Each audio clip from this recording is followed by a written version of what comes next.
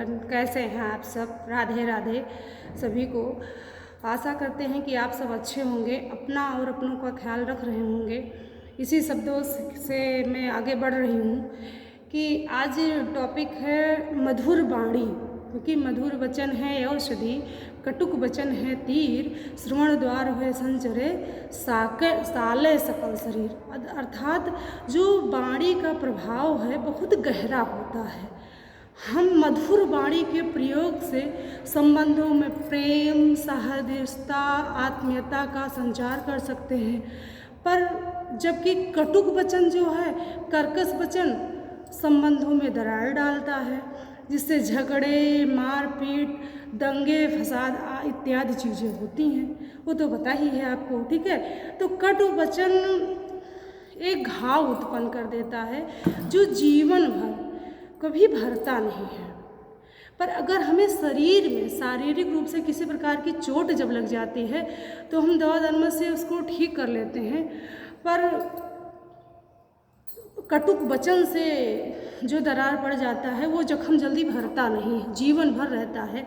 क्योंकि कहा गया है मुख से निकली जो आवाज़ कटुक वचन होती है और धनुष से निकाले गए तीर की भावना ये बहुत ही शक्तिशाली और बहुत ही खतरनाक होती है, ठीक है।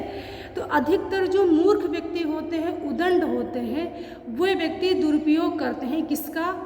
अपशब्द का, कटुवचन का, व्यंग्यात्मक वचन बोल कर न केवल अपने जीवन को दुखी पहुंचाते हैं, बशर्ते सामने वालों को भी परेशान करते हैं। चीज़ें समझ में आ रही होंगी। कटुवाणी से किसी को कष्ट पहुंचाना एक अपराध की श्रेणी में आता है। तो अपराध की श्रेणी में आता है तो हमें क्या करना चाहिए? हमेशा हमेशा हमें मधुर शब्दों में वार्तालाप करना चाहिए, प्रेम, मित्रता का संचार करना चाहिए। तत्पश्चात हमें मधुर वचन का एक प्रकार का, जो मधुर वचन एक प्रकार का वशीकरण मंत्र है। आज से आप गांठ बांध लीजिए कि हम हमेशा मधुर वचन ही बोलेंगे। कोई मेरे सामने किसी भी प्रकार का अगर वो पेश आ रहा है तो उससे हमें कोई मतलब नहीं। हम किस प्रकार सामने वाले के साथ पेश कर आ रहे हैं, ये बहुत ज़्यादा मैटर करता है। जानते हैं, हमें अपने पर ध्यान देना है। जैसे देखिए आप द्रौपदी के कटु वचन से आप जानते हैं जो दुर्योधन को दुखी किया, जिसके परिणाम स्वरूप हुआ क्या? महाभारत का युद्ध, ठीक है।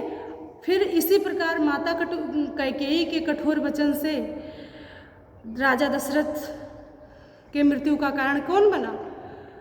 देखिए, राजा राम जी का वनवास हुआ तो राजा दशरथ की मृत्यु हुई।